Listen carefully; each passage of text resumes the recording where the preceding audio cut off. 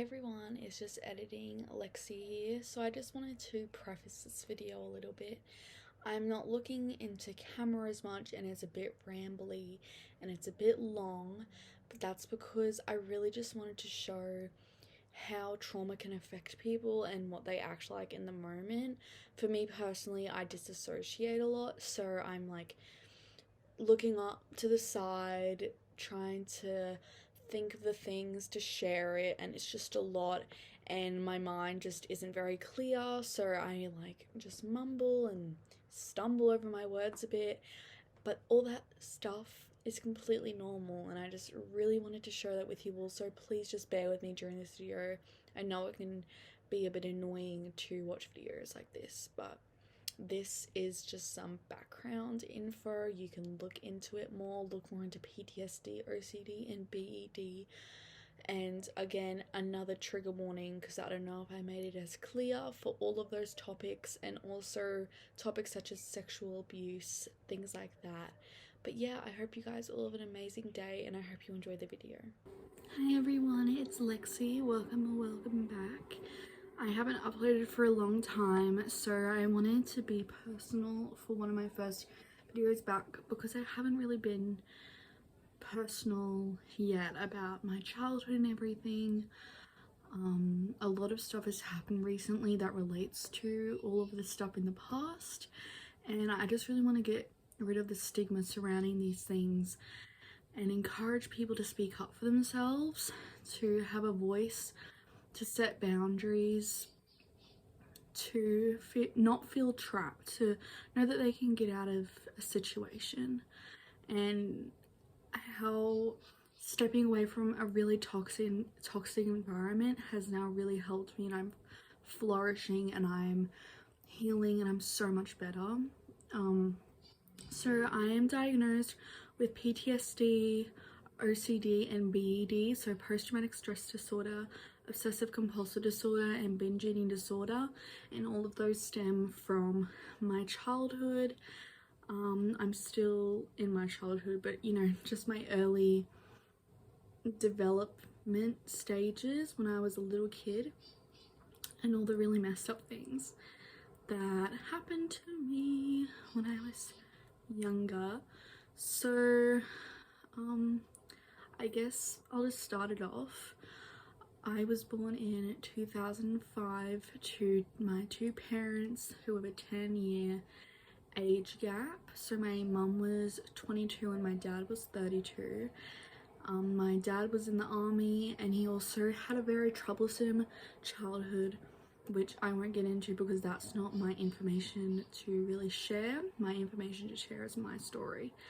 So most of my trauma comes from my dad, and I know that his really troublesome childhood was a big effector to my life, and it was really like intergenerational trauma that brought it all down to me at the end of the day, which really sucks that I had to have all that. My little brother also does have it, but he really did put it down on me, especially because I am assigned female at birth and everything, and just a lot of things that happened to him as a kid he projected onto me. So I just wanted to talk about what some of those things were today that led to me having my diagnoses, because in my case it's not me being in the result of war with my PTSD. My eating disorder was actually caused by someone, and my OCD was also a result of trauma, and my fear of failure and the fears that he instilled in me still affect me. So one of the first major things that really affected me was controlling my exercise and food, and I just want to put a trigger warning here that we are going to be talking about eating disorders, PTSD, and OCD. So if any of this stuff triggers you, to stop watching. I don't want to make you feel worse and to impact your life more than it already is. I just want to share my journey, but for maybe people that are a bit more healed and feel like they have the capacity to be able to learn to be able to listen to my story. So anyway, going back to it, from the time that I was 4, I didn't know what was really happening. You know, he's my dad. I trust him. I loved him.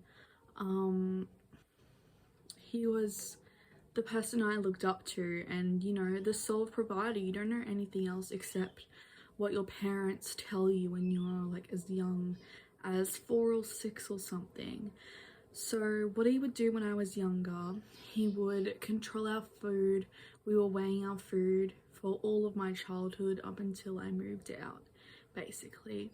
So we would weigh our breakfast. We would only be able to have healthy foods at lunch. We would weigh our like chips and stuff. If we went to the cinemas, we would have to weigh our lollies so that we didn't have too much. We had to do heaps of exercise to like burn all it off to balance it out. But then every Friday night or something, we would have a whole pizza to ourselves as young as 6 and watch movies and have all of this food after being malnourished for a whole week. You know, my dad was basically eating the same amount as us kids. And he would also have binging episodes, which I didn't know it at the time, but you know, just secretly at nighttime eating like a whole packet of chips to make up for him eating as much as his little kids during the day, basically.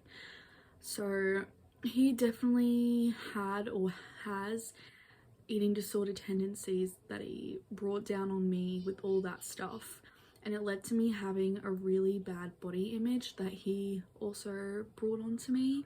The ideal body type has always been, until recently, a really skinny girl, and that was what was viewed as being desirable, and that's what I thought was desirable, because I just thought having big thighs and stuff was gross. Fat people were gross. Why would they do that to themselves? And just a little bit of fat just absolutely revolted me, and it revolted my dad. And he was always saying to me that he was worried basically that I was going to be fat. So I had to do a lot of exercise. So I had that instilled in my mind from a very, very young age. And it still affects me to this day. It got worse as I got older and I have more of a womanly body. I'm more curvy naturally as well. I'm not naturally a skinny person, and it was the same when I was younger. I was always the chubby kid, and that was what my dad would make very obvious to me, that I had to do a lot of exercise, and he would restrict me a lot with my food. And yeah, we would just talk about my body heaps. And when I was, you know, like a preteen, I would tell my stepmom that I was really upset about him saying stuff about my body, and she would tell him, and then it would just lead into this big thing of him basically trying to manipulate me into thinking that it was right. When he would be pinching my thighs. Oh, there's a spider. Ah, oh my god. Oh my god. Anyway. Yeah, he would be pinching my thighs and be saying there's like too much fat on there, basically. Not word for word, but that was basically the gist of it. So I would do so many squats, so many sit-ups, so many everything, because I was so self-conscious. It was really bad, and that is just one aspect, and that's just like a little bit of what happened, but basically the gist of all that. Very controlling over food, exercise, and body, how my body looked. Another thing that links into the exercise part was that I used to do martial arts, and that's because, another trigger warning, my dad told me that it was basically inevitable that I would be sexually abused, sexually assaulted, sexually harassed. Again, this is related to his trauma, and I know that it is, but he really made that idea go into my head, so I had to learn martial arts, which was another big part of me having to exercise a lot.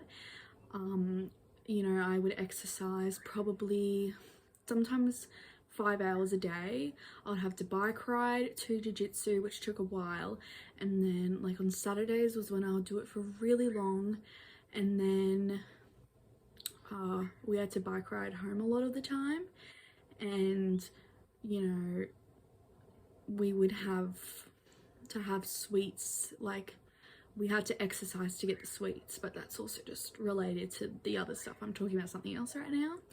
But anyway, yeah, he told me I had to know how to protect myself if someone wanted to attack me. And it wasn't just a not serious thing. It wasn't like a light-hearted thing about him just being nice about it and looking out for me. It was very obsessive with him, and that made me really obsess over it from a young age. He would teach me what to do if someone touched me, what to say. He would be very wary around men and things like that in case they wanted to try to do something to me. And it just made me, from a very young age, have a very big fear that I was going to be sexually abused.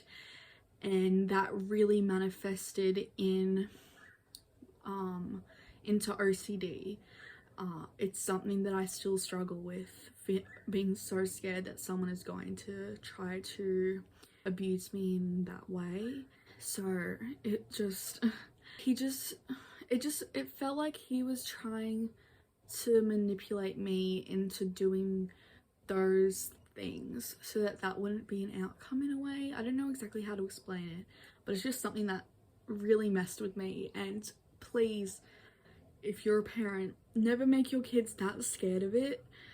Tell them what to do.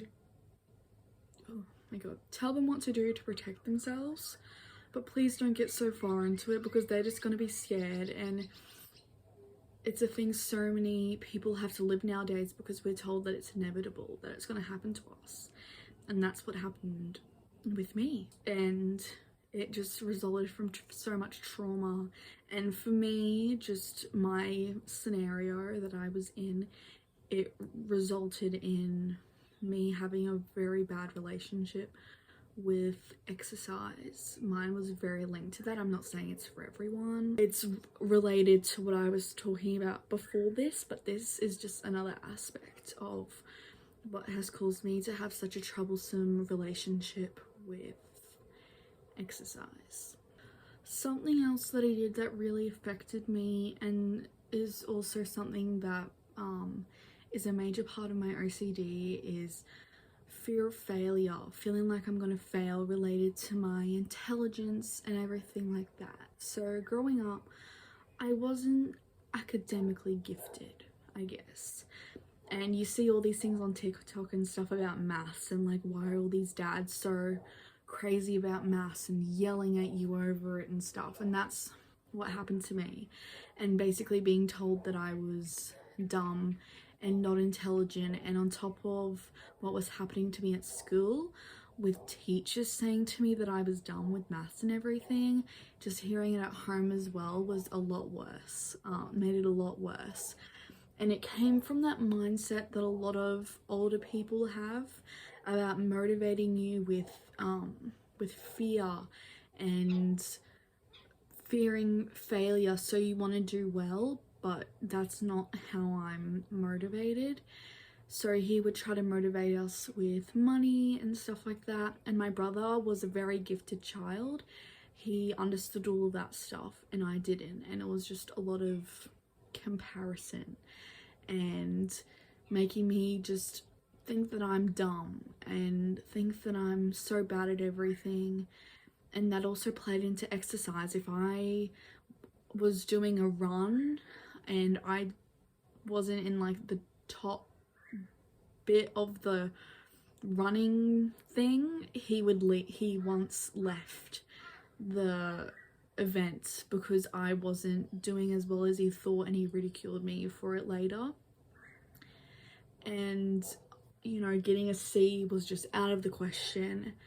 I was apparently never putting any effort in. We got into a fight about that before I left his house, that he said I wasn't putting an effort into anything, like we were playing tennis. So, and that just made me really upset that he was saying that I wasn't when I was trying so hard, but I'm just not good at all that stuff. He was forcing me to do it, and it just made it really hard. And looking at it now, or trying to see it from an outsider's perspective, or just, I don't know, just my mind still tells me that all of this is just so harmless, and how much I dramatized it. But saying all that stuff to a little kid really does affect you, and I'm not even fully going into it, and to be honest, I can't even remember it all. A lot of it is very blurry for me now, because that's a trauma response that your mind does. And I also don't want to share everything that happened. I just want to spread some awareness about how your parents can really affect you, and how it can affect you in later life. And you know, for me, I've now been diagnosed with PTSD, which means that it affected me a lot, especially the last part of when I was seeing him. So when I last started seeing him, I first decided that I wanted to live with him because he was manipulating me to thinking that my mum was bad and abusive. So I was meant to stay with him, but then I was like, you know what, I don't want to. I was feeling, my mental health was really low at the time, and I did not know why. Now I know that it was actually because of him and all of the shit he was doing.